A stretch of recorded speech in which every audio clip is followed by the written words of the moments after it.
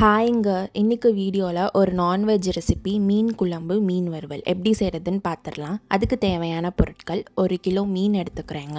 Wash பண்ணி clean பண்ணிவிட்டு குழம்புக்கு தேவையான பீசஸ் கட் பண்ணி எடுத்துக்கலாங்க. இப்போ மீன் ஃப்ரை எப்படி செய்கிறதுன்னு பார்த்துடலாம். மீன் ஃப்ரைக்கு மசாலா ரெடி பண்ண போகிறாங்க. அதுக்கு 2 ஸ்பூன் ஃபிஷ் ஃப்ரை மசாலா எடுத்துக்கிறேன். 1 ஸ்பூன் மஞ்சள் தூள் எடுத்துக்கிறேன். ஆஃப் லெமன் எடுத்துக்கலாங்க. சாப் பண்ண இஞ்சி பூண்டு எடுத்துக்கலாங்க. 1 ஸ்பூன் மிளகு எடுத்துக்கிறேன். 1 ஸ்பூன் சோம்பு எடுத்துக்கலாம். தேவையான அளவு உப்பு எடுத்துக்கலாங்க. 2 ஸ்பூன் கார்ன்ஃப்ளவர் மாவு எடுத்துக்கலாம். 2 ஸ்பூன் அரிசி மாவு எடுத்துக்கலாம். 2 ஸ்பூன் வீட்டு மிளகாய் பொடி. 1 ஸ்பூன் கருவேப்பிலை பொடி. ஃபிஷ் ஃப்ரை மசாலா செய்கிறதுக்கு நம்ம ஏற்கனவே எடுத்து வச்சுருக்க இன்க்ரீடியன்ஸை ஜாரில் சேர்த்துக்கலாங்க ஒன்றா.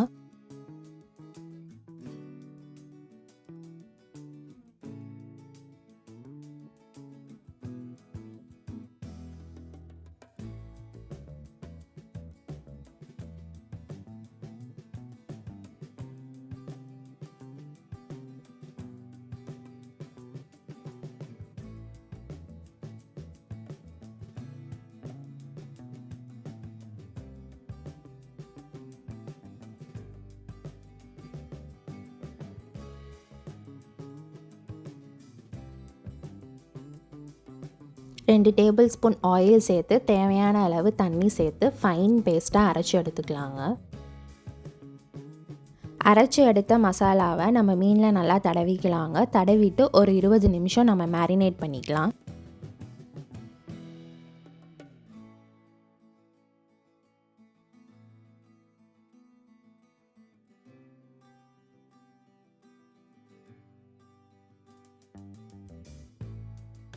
மீன் குழம்பு செஞ்சிடலாங்க. அதுக்கு தேவையான பொருட்கள்: இங்கே பச்சை மிளகா கிடைக்கலங்க, அதனால் ஒரு கேப்சிகம் கட் பண்ணி எடுத்துக்கிறேன்.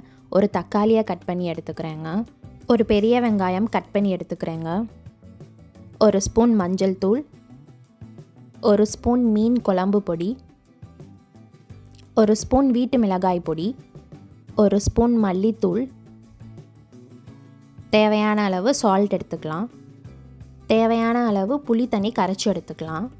ஒரு பேனில் 3 to 4 ஸ்பூன் நல்லெண்ணெய் சேர்த்துக்கலாங்க.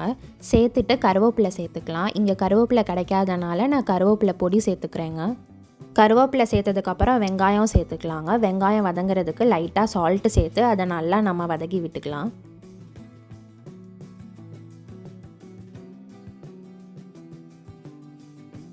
வெங்காயம் நல்லா வதங்கிருச்சுங்க, பார்த்தாலே தெரியும். இப்போ நம்ம தக்காளி சேர்த்துக்கலாம். தக்காளி சேர்த்ததுக்கப்புறம் தக்காளி வெங்காயம் ரெண்டையும் சேர்த்து வதக்கி விட்டுக்கலாங்க. பச்சை மிளகாய் சேர்த்துக்கலாங்க. நான் கேப்சிகம் சேர்த்துக்கிறேன். கேப்சிகம் சேர்த்து தக்காளி வெங்காயம் கேப்சிகம் 3ஐயும் நல்லா வதக்கி விட்டுக்கலாங்க.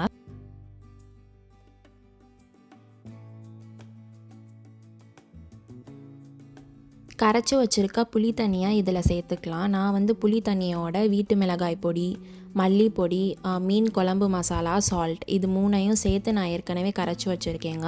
இப்படி வேணும்னாலும் சேர்த்துக்கலாம். இல்லாட்டி தனித்தனியாக புளி கரைச்சல், சால்ட்டு தனியாக, மசாலா தனியாகவும் சேர்த்துக்கலாங்க. குழம்புக்கு தேவையான தண்ணி சேர்த்துக்கலாங்க. சேர்த்துட்டு ஒரு மீடியம் ஃப்ளேமில் வச்சு குக் பண்ணிக்கலாம். குழம்பு நல்லா கொதிக்க ஆரம்பிச்சிருச்சுங்க. இப்போ நம்ம க்ளீன் பண்ணி கட் பண்ணி வச்சுருக்க மீனை இதில் ஒன்றா நம்ம சேர்த்துக்கலாம். தேங்காய் அரைச்சி பாலாக கூட சேர்த்துக்கலாங்க. நான் சேர்க்கலை. இங்கே தேங்காய் ஃப்ரான்ஸில் ரேராக தான் கிடைக்கும். உங்களுக்கு வேணும்னா நீங்கள் தேங்காய் அரைச்சி கூட ஊற்றிக்கலாம். அப்படி தேங்காய் அரைச்சி ஊற்றிங்கன்னா அது ஒரு கெட்டி கன்சிஸ்டன்சிக்கு வருங்க. தேங்காய் அரைக்காமல் செய்கிறாங்க கொஞ்சம் தண்ணியான கன்சிஸ்டன்சிக்கு இந்த குழம்பாகும்.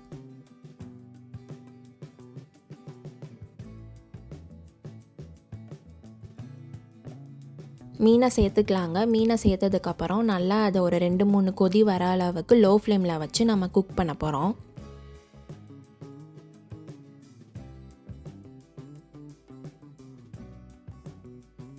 மீன் குழம்பு நல்லா கொதிக்க ஆரம்பிச்சிருச்சுங்க. மீனோட ஒரு சைடு நல்லா வெந்துருச்சு. நம்ம இன்னொரு சைடும் திருப்பி போட்டு குழம்போட வேக விட்டுக்கலாங்க. நான் விலை மீன் சேர்த்துருக்கேங்க. இது யூரோப்பியன் கண்ட்ரீஸில் ரொம்ப நிறையா கிடைக்கும். ஸோ அதனால் இது ஒரு 10 to 15 மினிட்ஸ் குக் பண்ணாலே நல்லா வெந்துருங்க.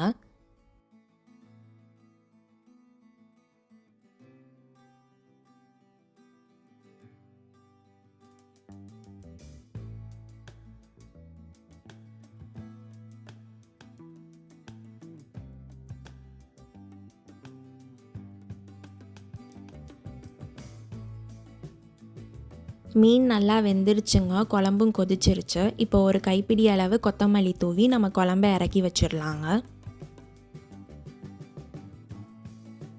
ஃபைனலி மீன் குழம்பு ரெடி ஆயிடுச்சுங்க. இங்கே ஃப்ரான்ஸில் இந்த மீனை வந்து எம்பரர் ஃபிஷ் அப்படின்னு சொல்லுவாங்கங்க.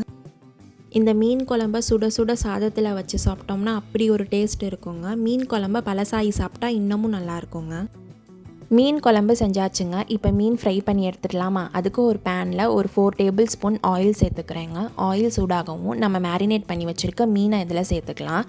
நான் வந்து நிறைய ஆயிலில் நான் பொரிச்சு எடுக்க போகிறது இல்லைங்க. நான் வந்து டவா ஃப்ரை மாதிரி தான் பண்ண போகிறேன். உங்களுக்கு வேணும்னா நீங்கள் டீப்பாக ஆயிலில் கூட பொரிச்சு எடுத்து சாப்பிட்லாங்க.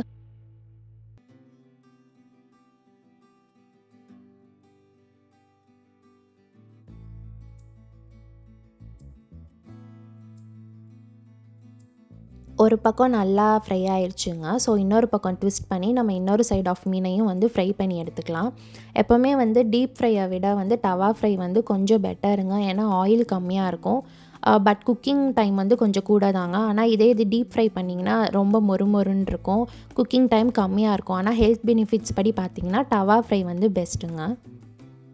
மீனை நல்லா பொரித்து எடுத்தாச்சுங்க. இப்போது ஒரு அரோமா இல்லை ஃப்ளேவருக்காக நம்ம கொஞ்சோண்டு கொத்தமல்லியை தூவி இறக்கிக்கலாங்க.